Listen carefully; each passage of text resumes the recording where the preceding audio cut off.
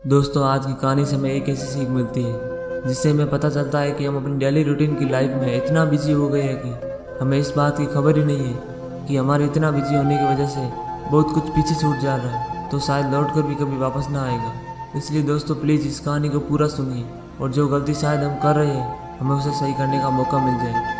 मुंबई शहर में राम नाम का एक छोटा सा लड़का अपने पेरेंट्स के साथ रहता था। वह अपने माँ बाप का इकलौता बेटा है। राम के फादर बिजनेसमैन में, वो अपने काम के सिलसिले में हमेशा बिजी रहते हैं। उन्हें अपने बेटे राम के साथ टाइम स्पेंड करने का बिल्कुल भी समय नहीं है। राम के सोने के बाद उसके फादर हमेशा घर आते हैं और राम के उठने से पहले ही वो ऑफिस के लिए निकल जाते हैं। राम अपने फादर के प्यार के लिए तरस गया था। उसे अपने फादर का इंटेंशन चाहिए। वह अपने फादर के साथ घूमने जाना चाहता था, उनके साथ खेलना चाहता था, उनके साथ समय बिताना चाहता था। लेकिन राम के फादर हर समय बिजनेस और अपने काम को लेकर बिजी रहते थे। वह अपने बेटे पर कभी ध्यान नहीं देते थे। एक दिन राम जब स्कूल से घर आया तो अपने फादर को देखकर बहुत खुश हो गया।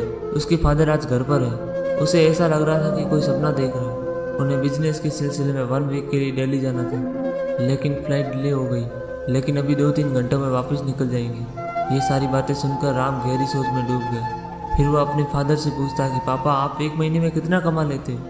यह बात सुनकर राम के फादर और उसकी माँ सरप्राइज हो जाते हैं और फिर वह मुस्कुराते हुए अपने बेटे से कहते हैं कि बेटा, मैं जितना एक महीने में कमाता हूँ वह बहुत बड़ी रकम है। तुम उन नंबर्स को कैलकुलेट नहीं कर पाओगे। यह बात सुनकर राम फिर कहता है कि अच्छा पापा, महीना छोड़ो, हफ्ते का बता दो कि आप कितना कमाते हो एक हफ्ते में। यह बात सुनकर उसके मम्मी पापा दोनों उस पर हंसने लगे। फिर उसके फादर उससे कहने लगे, बेटा वो रकम भी काफ़ी बड़ी है। और फिर राम कुछ सोचते हुए उनसे आगे पूछता है, तो फिर आप 1 वीक भी जाने दो पापा, आप मुझे इतना बता दो कि आप दिन में कितना कमा लेते हो। यह बात सुनकर राम के फादर उससे अपने पास बिठाकर उससे प्यार से पूछते हैं कि बेटा, आखिर क्या बात है, तुम ये सवाल मुझसे क्यों पूछ रहे हो?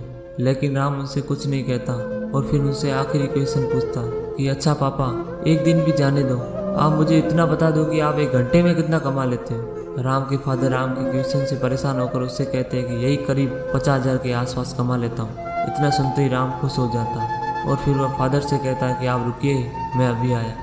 इतना कहकर राम अपने कमरे में जाता है और अपना गुल्लक लेकर अपने फादर के पास आ जाता है। गुल्लक को देखकर उसकी मम्मी पापा सरप्राइज होकर एक दूसरे को देखने लगते हैं। फिर राम के फादर उससे कहते हैं कि बेटा, ये क्या है, मैं कुछ समझा नहीं। राम ने स्माइल करते हुए अपने गुल्लक को फोड़ दिया।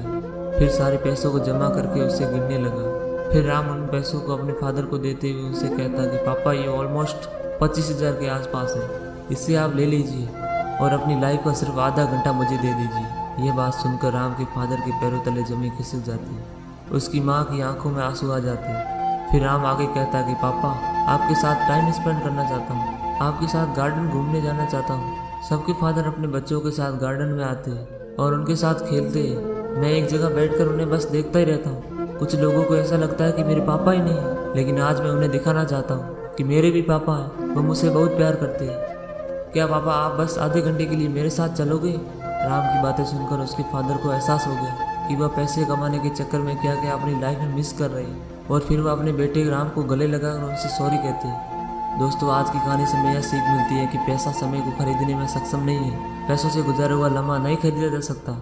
दोनों का अपनी अपनी जगह महत्व है। एक पेरेंट्स अपने बच्चे को सबसे बड़ा गिफ्ट दे सकते हैं, वो है उनका समय। बचपन में उनके साथ बिताया हुआ लम्हा। जीवन में यह बात याद रखिए दोस्त, पैसे से सब कुछ खरीदा नहीं जा सकता। ये कहानी हमें यह बताती है कि कामयाबी की तुलना पैसों से नहीं, जीवन की छोटी छोटी खुशियों से की जाती है। इसलिए दोस्तों, अभी भी समय है, पीछे छूट रही चीज़ों को अपने साथ लेकर चलो। पैसे कमाने के धुन में अपनी खुशियों को दांव पर मत लगाओ। अपने परिवार को समय दो, अपने दोस्त यार को समय दो जो आपसे बहुत दूर होते चले जा रहे हैं। दोस्तों, अगर आज की वीडियो आपको अच्छी लगी तो वीडियो को लाइक कीजिए और अपने सभी दोस्तों को, अपने घर वालों को शेयर कीजिए। अगर आप हमारे चैनल पर नए हैं तो प्लीज़ चैनल को सब्सक्राइब करके बेल आइकन को प्रेस करें। हर नई मोटिवेशन वीडियो का अपडेट आपको सबसे पहले मिले।